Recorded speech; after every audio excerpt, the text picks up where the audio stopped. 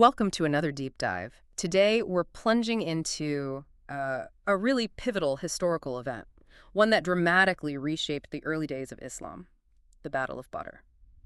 You've sent us some rich source material, and, well, our mission is to extract the most important nuggets of knowledge and insight from it for you. Think of this as your shortcut, kind of, to understanding a foundational moment. It's filled with strategic moves, human drama, and some surprising turns that really set the stage for so much that followed. Indeed.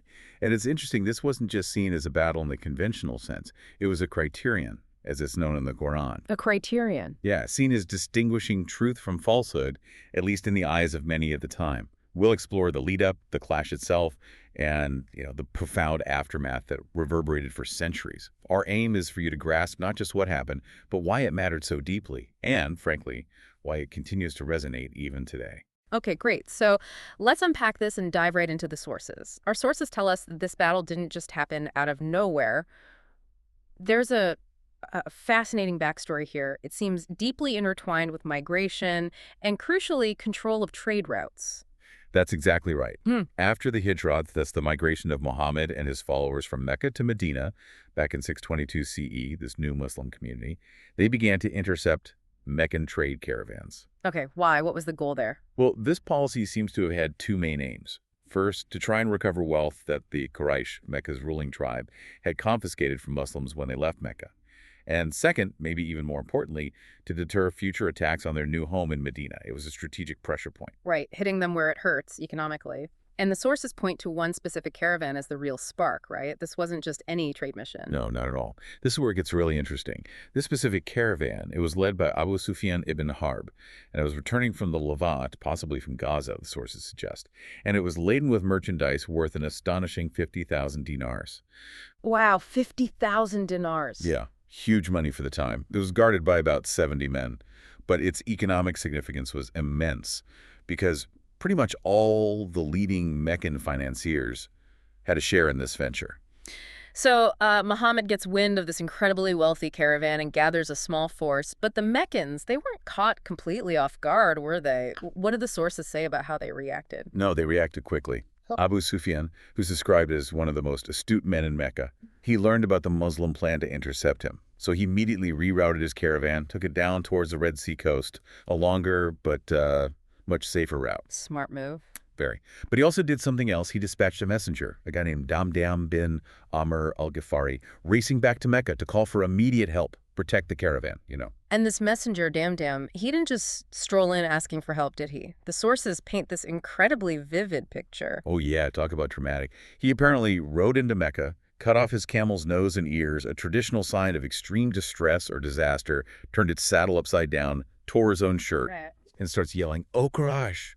Your merchandise is with Abu Sufyan. The caravan is being intercepted by Muhammad and his companions. I cannot say what would have happened to them. Help! Help!" You can just imagine the panic that must have caused. I mean, that's not a subtle call for help. Not subtle at all. Maximum impact. And it worked. So the alarm is raised in Mecca, a large force gets mobilized. Now, when we look at the two sides preparing for this confrontation, how did they stack up, especially like in size and equipment? Well, the difference was pretty stark. The Muslim army was relatively small and, frankly, not well equipped for a major pitched battle. The numbers are around 313 to 317 men. That breaks down into 82 Muhajirun, those are the early immigrants from Mecca, and 231 Ansar, the local supporters from Medina. Okay. And within the Ansars, 61 were from the Aus tribe, 170 from the Khazraj. But here's the key thing. They had very limited cavalry, just 2 horses in the entire force. Just 2. And only 70 camels, which meant many men had to share a single camel, sometimes 3 to a camel. Muhammad himself, the sources say, shared a camel with Ali ibn Abu Talib and another companion. Okay, so a small, lightly equipped force relying heavily on foot soldiers. What about the Quraysh? They sound formidable in comparison. Oh, absolutely. They quickly assembled a much larger army. Estimates range from around 600 up to maybe 1,000 men. Big difference. Huge difference. And they boasted 100 horses, a significant cavalry advantage, plus a much larger number of camels for transport and support. And crucially, many prominent Qurayshi nobles joined the farce. People like Amr ibn Hisham, better known by his nickname Abu Utbah ibn Rabi'a Umayyah ibn Khalaf. The big names were there. Why did they all turn out? Just the money. Well, their motivations were probably mixed. Protecting those huge financial interests in the caravan was definitely a big part of it. But also avenging a guard who had been killed in a previous smaller skirmish between Muslims and Meccans. And maybe some just expected an easy victory over this, smaller, seemingly weaker group. A show of force. Right. The sheer numbers of the Quraysh force are striking. It really makes the eventual outcome seem even more remarkable. But were there any surprising vulnerabilities or internal issues within that large group? Our sources sometimes hint at that. That's a great question, and yes, definitely. There were significant internal divisions bubbling under the surface. Despite Abu Jahl, who was really pushing for this confrontation, insisting they march all the way to Badr for this grand celebratory feast to show off their strength, Huh? not everyone was on board. Oh, really? Yeah, the Banu Zar clan, about 300 men strong, they actually broke away. They listened to advice from Al-Aknas ibn Shuraik and just turned around and went back to Mecca. Wow, 300 men just left. Just walked away. Yeah. And even Muhammad's own clan, the Banu Hashim, who were present in the Meccan army, they apparently tried to leave too. But Abu Jahl basically threatened them into staying. So not quite the unified front it appeared to be. Exactly. It highlights that the Meccan unity wasn't as solid as the numbers might suggest. There were underlying tensions and disagreements even before they reached the battlefield. Okay, let's set the scene for the battle itself, the Badr Valley. Our sources give a pretty clear picture of the terrain, which seems like it played a crucial role. It did. The Valley of Badr, it's kind of framed by two large sand dunes. The sources call them Al-Adwatul Dunya, the near side, and Al-Adwatul Qaswa, the far side. And between them, there's an opening, which was the main road heading towards Medina. Muhammad's army coming from the north, they strategically avoided marching straight through that main opening. And Muhammad made a really crucial tactical decision about water, didn't he? That seems like one of those small details that ends up having huge implications. Absolutely huge. Yeah. Water is life, especially in the desert. So when the Muslims arrived at Badr before the Meccans, Muhammad initially chose to set up camp at the first well they found. Okay, makes sense. But then, one of his companions, Al-Hubab ibn al-Mundhir, gave some astute advice. He suggested they move forward and occupy the well closest to where the Qurayshi army was expected to arrive. And then, and this is the crucial bit, they systematically blocked off, or some sources say even destroyed the other wells in the area. Denying the Meccans easy access to water. Precisely. A potentially devastating move. This whole plan was executed under the cover of darkness, around midnight, giving them a major strategic advantage before the battle even began. Clever. And the sources also mentioned something about rain the night before. How did that factor in? Yeah, apparently there was rainfall on the night of March 11th, which corresponded to the 15th of Ramadan in the Islamic calendar. Now, from the Muslim perspective, this was seen as a divine blessing. They believed it made the ground on their side firm, perfect for standing and fighting. While on the slope where the Meccans were positioned, it supposedly made the ground muddy and treacherous, harder for them to maneuver. Interesting how that natural event gets interpreted. Absolutely. It's fascinating how these elements, whether natural or strategic, get woven into the narrative, often with a layer of perceived divine intervention, shaping how the event was understood and remembered later. So before the fighting actually kicked off, the Muslim camp held a council of war. What was the mood like? Were people nervous? What kind of commitment was shown? Well, Muhammad held this vital council, to gauge the resolve of his followers. Remember, they hadn't necessarily signed up for a major battle like this. Key companions like Abu Bakr and Umar immediately offered reassurance. But it was Al-Miqdad ibn Amr, one of the Muhajirun, who made this incredibly powerful declaration. What did he say? He stood up and said, basically, O Messenger of Allah, proceed where Allah directs you to, for we are with you. We won't be like the children of Israel who told Moses, go you and your Lord and fight, we'll wait here. Instead, he said, we shall say, go you and your Lord and fight, and we will fight right alongside you. Wow, that's quite a statement. Talk about commitment. An incredibly powerful declaration of loyalty. It must have really galvanized everyone, especially when considering the Ansar, the men and helpers who were the majority. Right, because their original pledges were more about defending Medina itself, weren't they? Exactly. Their pledges hadn't necessarily committed them to offensive campaigns far outside their own territory. So Muhammad specifically sought their opinion. And Sa'd ibn Mu'adh, a key Ansar leader, stood up and responded with just unwavering loyalty. He said something like, by Allah, who sent you with the truth, if you asked us to throw ourselves into the sea, we'd do it readily. Not a man of us would stay behind. Amazing. Yeah, he finished, kindly lead us to the battlefield in the name of Allah. This just solidified their complete resolve. It deeply impressed Muhammad and confirmed the unity of his quite diverse group of followers right before the battle. Okay, so the stage is set, morale is high despite the odds. The sources then describe the battle starting with these dramatic individual duels. It feels almost like something out of Homer. It does, doesn't it? And it was a traditional way to start battles in Arabia back then, Right. often served as a psychological test, way to gauge the enemy's resolve and maybe score some early points for morale. So who fought first?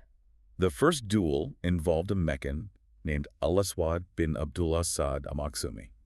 He apparently came forward, quite brazenly, swearing he'd either drink from the Muslim well or destroy it or die trying. He was met by Hamza ibn Abdul Muttalib, Muhammad's uncle, who's known as a fierce warrior. And Hamza killed Al-Aswad very quickly. A swift, decisive win for the Muslims right at the start. Okay, one down. Then came the bigger duels involving some really prominent figures. Exactly. 3 heavily armored Meccan leaders stepped forward together. Utbah ibn Rabi'a, his brother Shaiba, and Utbah's son Al-Walid ibn Utbah, a real power trio. They issued a challenge. Initially, 3 of the Medinan Ansar stepped up to meet them. But the Meccans objected. Right. The Meccans specifically said they wanted to fight the Muhajirun, the immigrants from Mecca. They wanted to keep the fight, as they saw it, within the tribe or between Meccans. Interesting distinction. It is. So Hamza stepped forward again, along with Ubaidah ibn al-Harith, another older companion, and Ali ibn Abu Talib, Muhammad's cousin and son-in-law, who was quite young then but already a renowned fighter. So Hamza, Ubadah, and Ali versus Utbah, Shaiba, and Al-Walid. How did that go? It was fast and brutal. Ali quickly killed his opponent, Al-Walid. Hamza also swiftly dispatched Shaiba. Ubaidah fought Utbah, and Ubaidah was seriously wounded in that exchange.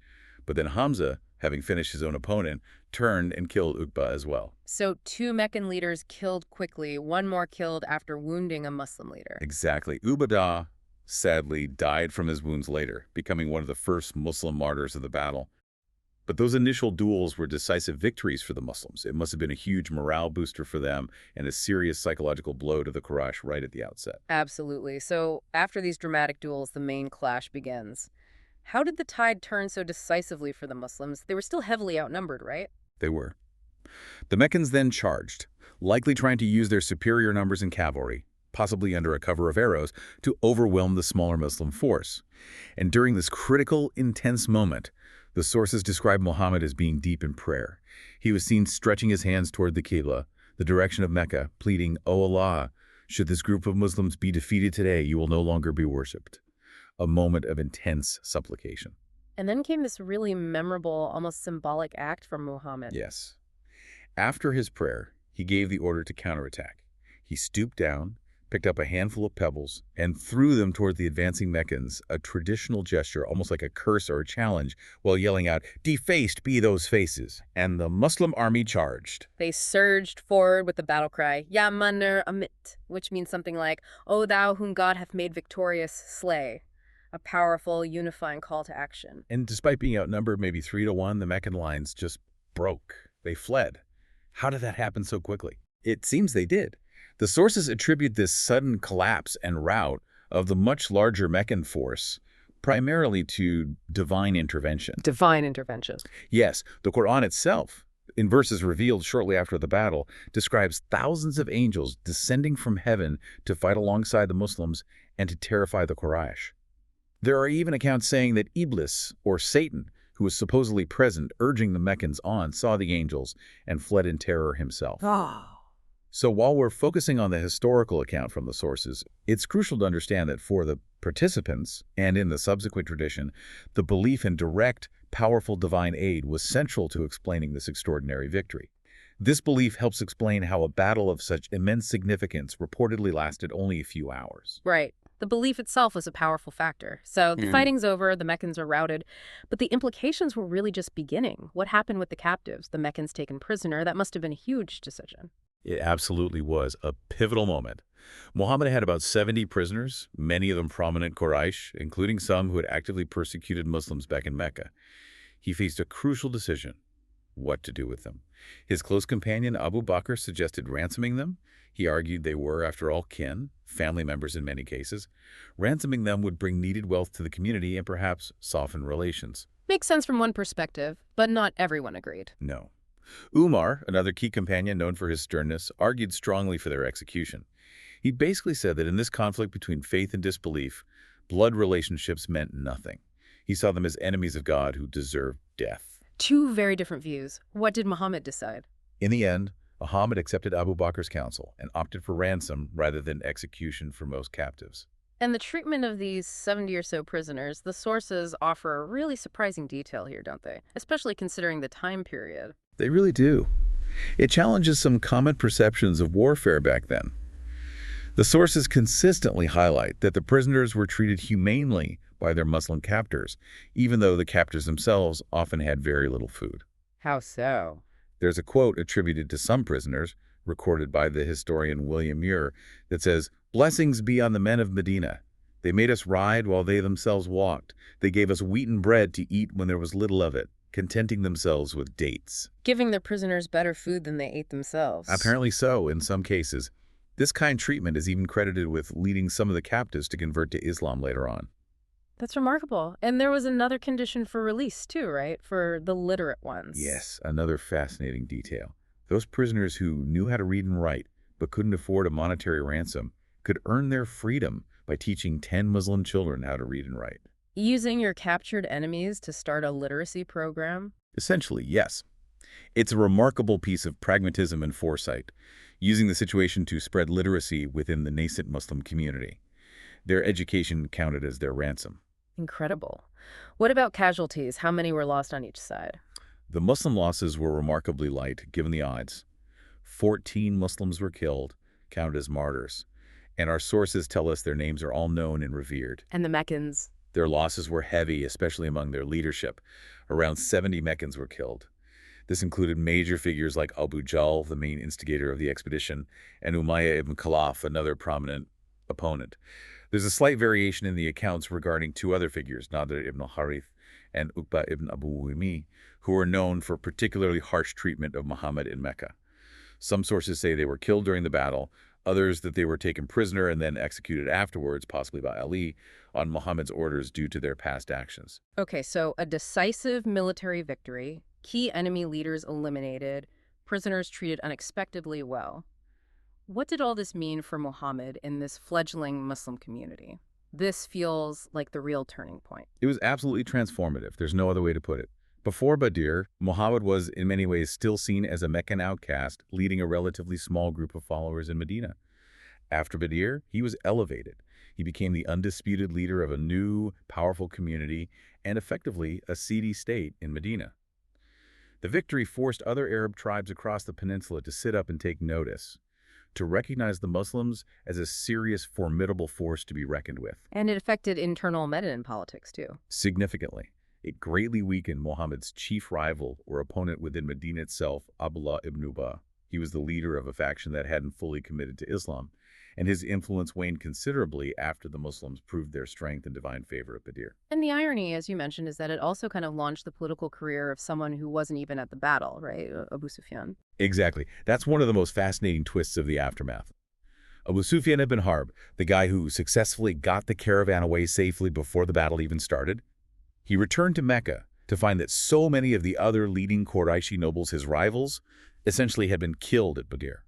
Almost by default, he became the preeminent leader of Mecca. Wow. So losing the battle actually consolidated his power back home. In a way, yes. It set the stage for his leadership in the subsequent conflicts against Medina, and then, even more significantly, his later role in negotiating Mecca's eventual peaceful surrender to Muhammad years later. And ultimately, it paved the way for his son, Muawiyah, to found the Umayyad Caliphate, a major dynasty in Islamic history, all stemming indirectly from the leadership vacuum created at Badr. The ripple effects are just incredible. So the Battle of Badr's impact clearly goes way beyond just the battlefield and the immediate aftermath. Oh, immensely so. It became such a foundational event that later Islamic historical chronicles often include detailed rosters, listing every single Muslim who fought at Badr. Being a veteran of Badr, a Badri, conferred immense prestige. They received special recognition, sometimes even stipends or pensions in later years, acknowledging their crucial role. And its name in the Quran, the Day of the Criterion. Yes, Yom al-Furqan.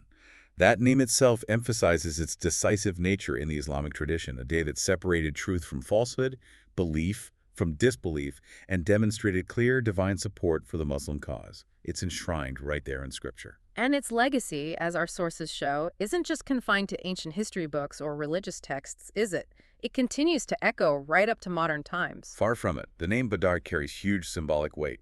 It's been adopted by various modern military forces and operations across the Muslim world. Like what? Well, for example, Egypt called its initial offensive across the Suez Canal in the 1973 Yom Kippur War Operation Badr. Pakistan used the name during the 1999 Kargil War with India. Iran named major offensives against Iraq in the 1980s after Badr. Even as recently as 2011, the final assault on Tripoli by Libyan rebels during their civil war was deliberately timed to coincide with the anniversary of the Battle of Badr, clearly invoking its symbolism of righteous struggle and victory against odds. That's powerful symbolism. It really is. And beyond the military sphere, it's been featured in films and television series, further cementing its place not just in historical records, but in popular consciousness and cultural memory throughout the Muslim world and beyond. What a deep dive. Seriously, from what started as essentially a planned caravan raid, it spiraled into this pivotal battle, a turning point that solidified a new community, shifted power dynamics dramatically. The Battle of Badr really does illustrate how a single event, born from these complex circumstances we've discussed, can just ripple through centuries and leave such an indelible mark on history. Indeed. It really makes you think, doesn't it? It raises an important question, perhaps for you listening to consider. How do these key moments in history, moments that are so deeply intertwined with religious beliefs, strategic decisions, and very human actions, how do they continue to shape political and cultural identities across such vast stretches of time and geography? How do they keep inspiring actions, shaping narratives, and holding symbolic power long, long after the dust settled on the actual battlefield? It's worth reflecting on what other historical events hold that kind of enduring power in our own time.